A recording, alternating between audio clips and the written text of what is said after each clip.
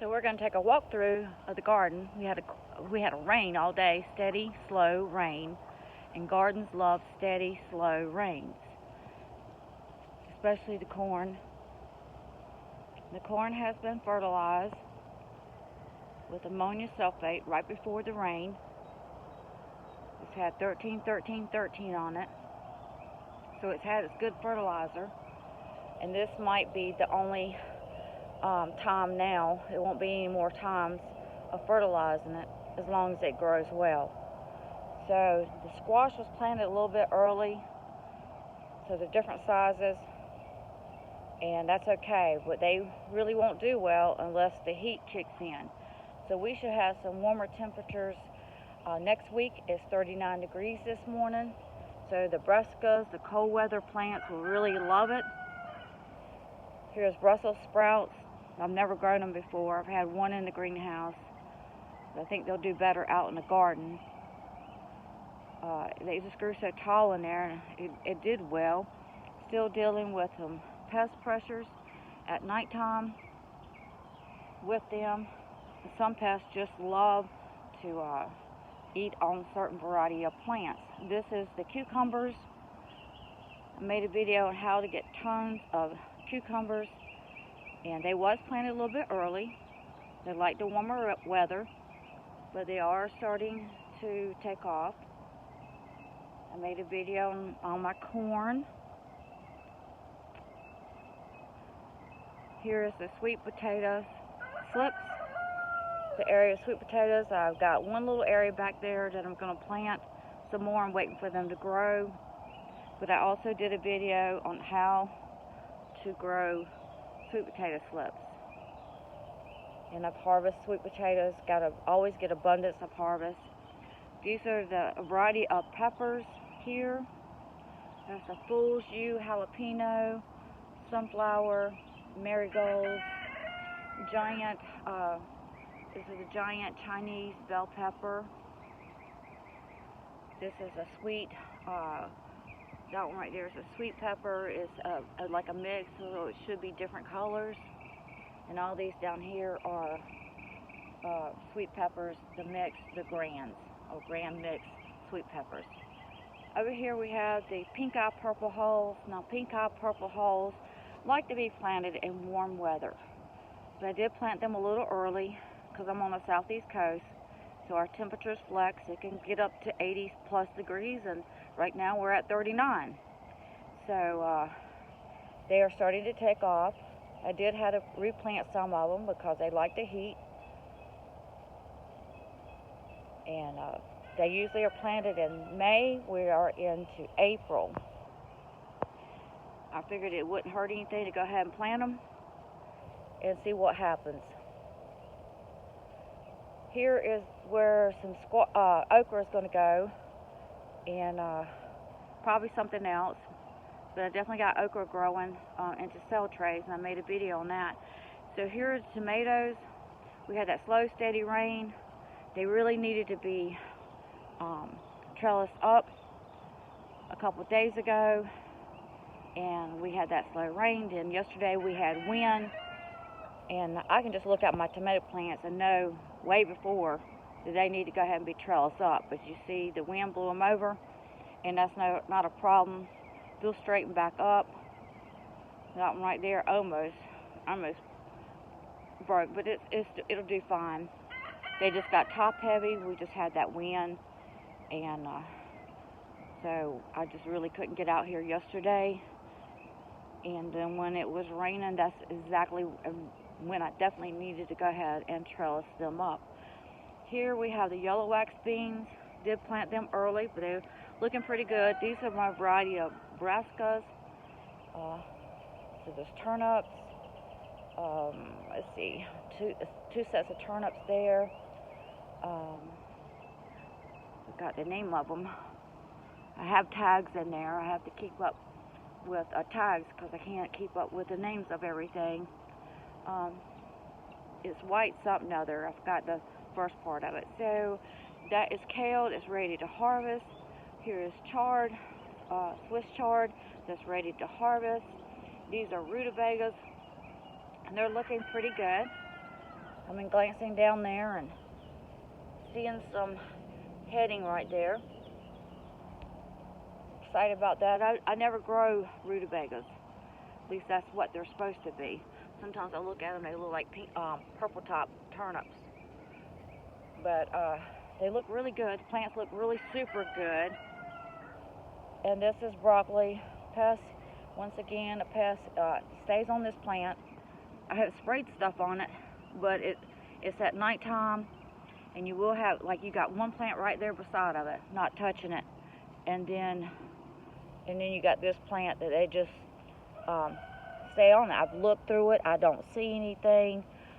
I'm kind of confused about it a little bit.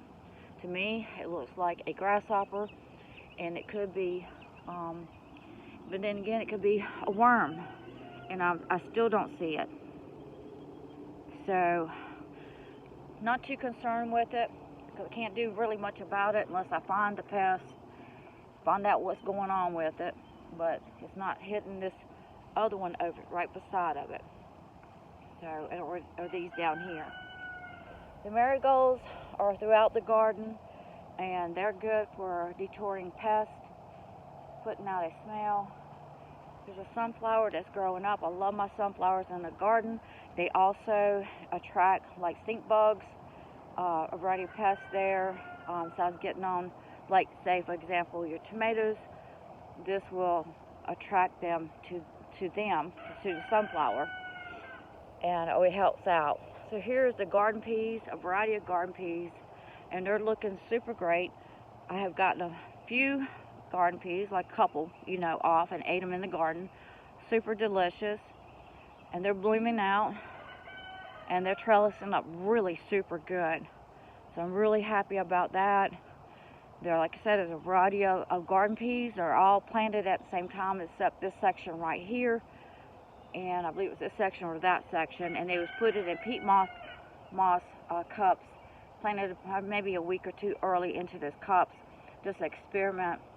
And they did pretty good, but the height is still the same. And some on the other side of my garden peas I've been saving, planted those, and to see, how my garden peas do of saving them. You want to learn how to save seeds. And I've seen some garden peas somewhere. Where'd it go? And these are ready to pick. That one grow a little bit more. These are little marbles, so they're little, and I have others that's bigger. I really like the bigger ones, but they're all good. Little marbles. These are the variety of potatoes. We have Yukon Gold, we have red potatoes, we have bacon potatoes. Red potatoes, Yukon Gold. The potatoes was probably about 2.5 feet tall, and we had that rain. Of course, they grew, and they have fell over now.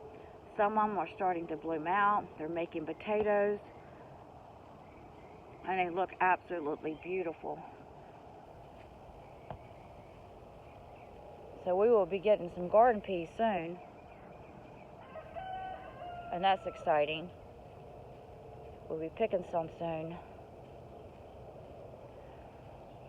And at this side, let's see, that's where those peat moss cups are at. That's why I'm seeing some garden peas right there, because they're only about a week or 2 weeks older as far as the seed of planting.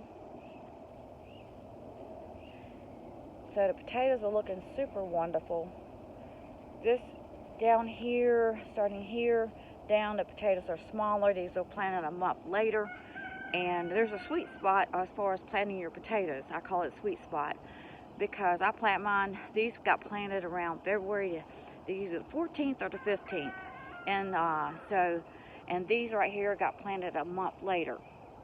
I have noticed this is a variety of potatoes here. And I have noticed that some of them are starting to bloom out. They're smaller, but they're blooming out. So this is a purple potato, and this is a red Norland. Find my tags. That is a purple potato right there. And let's see. Yeah, russet Burbank. These are russet Burbanks. And then it goes, excuse me, right on down to the bacon potatoes. These potatoes over here have not fell down yet. So they was pretty high. And these are a little bit shorter than down there. So we will be harvesting potatoes. It won't be very long. We'll be harvesting some potatoes or digging down there and gathering some small potatoes, some new potatoes for eating. And hopefully have some garden peas to go along with that. That's some good eating right there. So today I got to work on trellising these tomatoes here and trim some of the leaves. Once I trellis them up, come down here and look at my plant and see that right there. I don't want my leaves to be touching the ground, hanging to the ground. So I always, if nothing else, cut the end of it off to keep it from hanging to that ground, because dirt will splash onto it to them. And see, there's dirt on that right there from the rains. And that's not what you want. It'll cause a disease. I've had it happen. It's called a bullseye rot, and it looks like blossom end rot, but it's on the side of it, and it will. I lost a whole bushel of tomatoes before I learned what was going on. So thanks guys for watching. Just want to give you a quick update on the garden after the rain. So this is good. This is good. A good steady rain, putting that fertilizer to those roots really slow and steady, and the temperatures are good, and it's for the cool season crops, and like even tomatoes, they don't like it here on the southeast coast are getting too hot. So it helps the root system here into the garden to get taken off, and we will have I believe it's up to 80 some next week. And this is going to be good with the rain and the cooler temperatures to give that root system a great growth for the season. Thanks guys for watching, and I'll see you on to the next video.